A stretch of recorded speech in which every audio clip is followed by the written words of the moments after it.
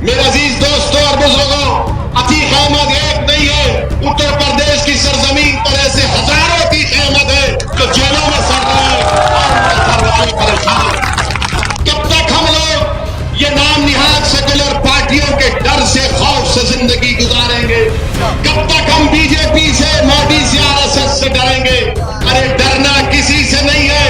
ना मोदी से डरना है, ना योगी से डरना है, ना अखिलेश से डरना है, ना मायावती से डरना है, ना कांग्रेस से डरना है। डरना है तो रब्बे कायनात से डरना है।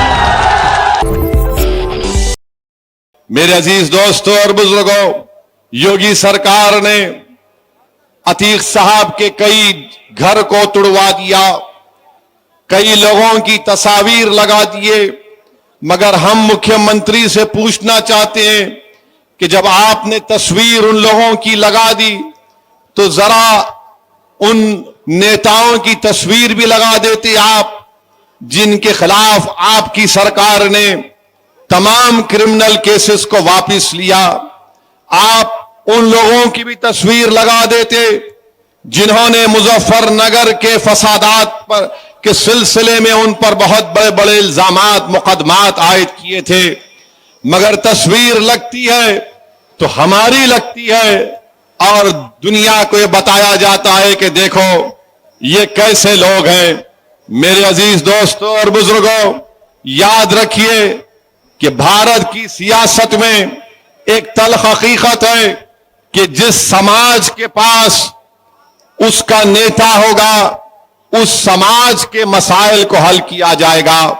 जिस समाज के पास उसका नेता नहीं होगा, उस समाज को ना उसका हिस्सा मिलेगा, ना उसकी आवाज को सुना जाएगा, ना उसकी तकालीफ को समझा जाएगा, ना उसके मसाइल को हल किया जाएगा। आज असदुद्दीन ओवैसी आपके दरमियान में इसीलिए आया है कि अब की बार हमको अपना हिस्सा लेना है, हमको अपना मुकाम लेना है।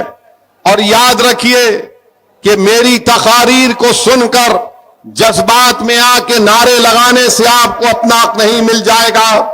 आपको अपना हक उस वक्त मिलेगा जिस तरह यादवों ने मिलकर अखिलेश को अपना नेता माना, जिस तरह हमारे दलित भाइयों ने, खास तौर से हमारे जाटव भाई और बहनों ने मायावती को अपना नेता माना, जिस तरह उत्तर प्रदेश में ठाकुर योगी आदित्यनाथ को अपना नेता मानते हैं, जिस तरह कुर्मी बरादरी के लोग अनुप्रिया पाटिल को अपना नेता मानते हैं, जिस तरह आगरा के बाघेल समाज के लोग बाघेल साहब को अपना नेता मानते हैं, जिस तरह से निषाद के लोग अपनी पार्टी बनाकर अपनी पार्टी से वाबस्ता हो जाते हैं, जिस तरह के हमारे ब्राह्मण समाज के लोग, हमारे ये लोग नरेंद्र मोदी को या फिर अदर जो बैकवर्ड क्लास के लोग हैं, ये मोदी को अपना लीडर मानते हैं।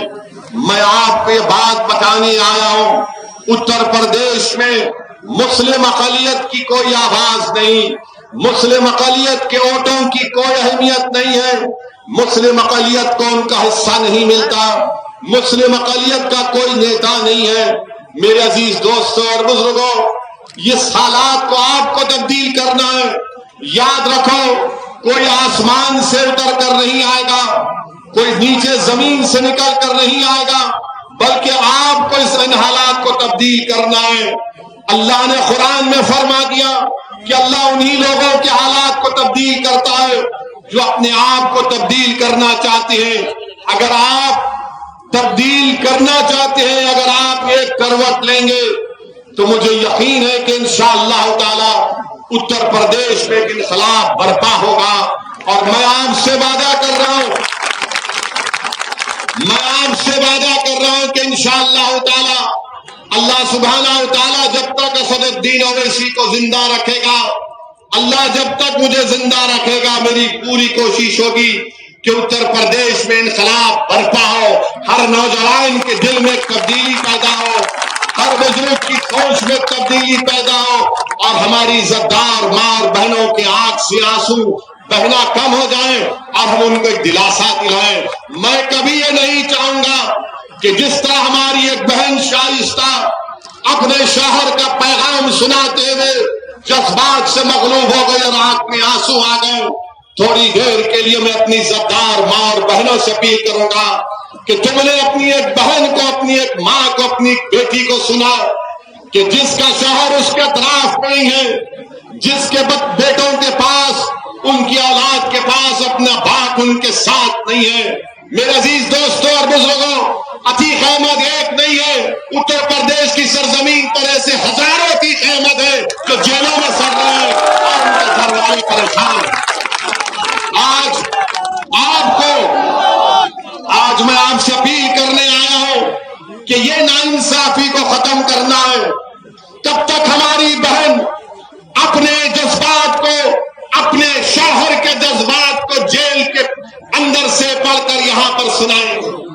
कब तक हम लोग ये नाम निहाद सेकुलर पार्टियों के डर से, खौफ से जिंदगी गुजारेंगे? कब तक हम बीजेपी से, मोदी से, आरएसएस से डरेंगे? अरे डरना किसी से नहीं है। ना मोदी से डरना है, ना योगी से डरना है, ना अखिलेश से डरना है, ना मायावती से डरना है, ना कांग्रेस से डरना है। डरना है तो रब्बे कायनात से डरना है। और जमहूरियत में भारत के संविधान ये कहता है कि किसी को डरना नहीं है। भारत का संविधान जिसको बाबा साहिब अम्बेडकर ने बनाया, बाबा साहिब ने कहा कि जो वक्त का हुक्मरान होता है उसको जनता से डरना है। आज हालात उल्टे हो चुके हैं। जनता को डराया जाता है, गरीबों को डराया जाता है, मजलूमों को डराया जाता है, महिलाओं को डराया जाता है, कमजोरों को डराया जाता है, मुसलमानों को डराया जाता है, दलितों को डराया जाता है, आदिवासियों को डराया जाता है। अब ये डर डर कर, घुट घुट कर जिंदगी नहीं गुजारेंगे। इस डर को तोड़ेंगे, उम्मीद पैदा करेंगे और अपने हक के लिए लड़ेंगे। ये पैगाम मैं आपको देने के लिए आया हूं। मेरे अजीज दोस्तों और बुजुर्गों,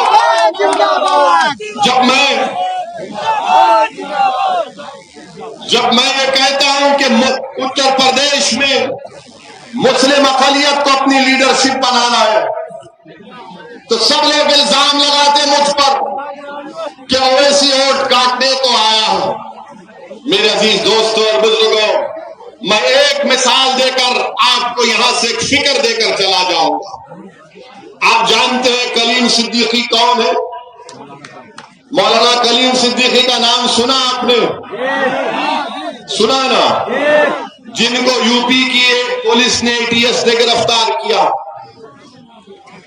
अब हमको पिछले 3 दिन से रोज कोई ना कोई एसएमएस करता है, व्हाट्सएप करता है, फोन करके पूछता है, ओवैसी साहब कब बोलेंगे? मौलाना कलीम के बारे में कब बोलेंगे आप? तो हमने 2-3 से पूछा जो गुजरात से हमको फोन किए थे। हमने पूछा बताओ, तुम तो 2-3 फोन हमको कर दिए, ये बताओ तुम कौन सी पार्टी के हो? तो उसने जल्दी में था। हमने पूछा डर रहे हो क्या अपना पार्टी का नाम लेने के लिए? तो बोला डरते नहीं, हम कांग्रेस पार्टी के हैं। तो हमने पूछा बताओ तुम्हारे राहुल ने कुछ कहा मौलाना के बारे में? तो बोले वो क्यों बोले? बोला क्यों नहीं बोलेंगे? बोले आप है ना। बोला फिर वो तुम्हारे वोट के हकदार और मैं सिर्फ बोलने के लिए? बोला मैंने कहा कि पहले उनसे कहो बोलने के लिए। फिर उत्तर प्रदेश से समाजवादी के लोग हमारे पास फोन में ट्रू कॉलर है, जब नंबर बजता है तो नाम के साथ आता एसपी का नेता आता है। फोन आया हमको, फोन कहा कि आप कब बोलेंगे? मैं बोला तुम कौन सी पार्टी के नेता हो? बोले आपको कैसे पता चल गया? हमने कहा ट्रू कॉलर है। मैंने कहा मैं बोला नहीं, बोला अलग बात है, ये बोलो, ये बताओ कि अखिलेश बोले? तो सन्नाटा था दूसरी तरफ लाइन पर। मैंने कहा अखिलेश क्यों नहीं बोले, बोलो ना। फिर वो फोन कट कर दिए, फिर मिलाए, हम फिर फोन उठाए। हम समझ गए कि इसके दिल पे दस्तक हो रही है अभी। हम बोले बताओ अब क्या बोलेंगे? तो उसने हमको कहा कि ओवैसी भाई हम दिल से आपको चाहते हैं, हम दिल से इज्जत करते हैं, मगर क्या करें वोट हम आपको नहीं देते, मगर हमको उम्मीद तो आपसे ही है। मैंने कहा उम्मीद जरूर मुझसे रखो, बल्कि अल्लाह से ज्यादा रखो, मगर ये बताओ कि इस मसले में अखिलेश क्यों नहीं बोलेंगे? तो समाजवादी पार्टी का नेता हमसे कहा, नाम नहीं कह रहा हूं वरना बेचारे को कल पार्टी से निकाल देंगे। उसने कहा अगर अखिलेश बोलेंगे तो उनको दूसरा वोट नहीं मिलेगा। हमने कहा दूसरा वोट किसका? वो दूसरे का नाम क्या है? इंसान तो है ना। बोले आप समझ जाइए ना, हम फोन पे क्या कहें, मतलब बताओ क्यों नहीं? बोले नहीं बोल सकते।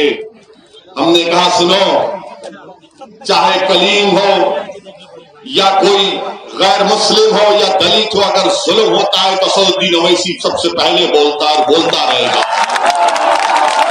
हमने बोला आज के जलसे में अब कह रहे हैं, हम अल्लाह से दुआ की करते हैं कि अल्लाह सुब्हानहू व तआला मौलाना कलीम को अल्लाह जल्द से जल्द रिहा करवा दे। और जिस कानून में उनको पकड़ा गया, हमने उनके वकील से भी बात की, अबू बकर साहब से हमने उनसे भी बात की, तो उन्होंने कहा कि इंडियन पीनल कोड के सख्त से सख्त सेक्शंस उन पर लगा दिए गए। केस में कोई दम नहीं है, उनका वकील कह रहा है। जो पुलिस प्रेस कॉन्फ्रेंस में कहती है वो एफआईआर में उसका कोई तस्करा नहीं, एफआईआर में उसका कोई तस्करा नहीं है। उन्होंने कहा कि जरूर इंसाफ मिलेगा मगर टाइम लगेगा।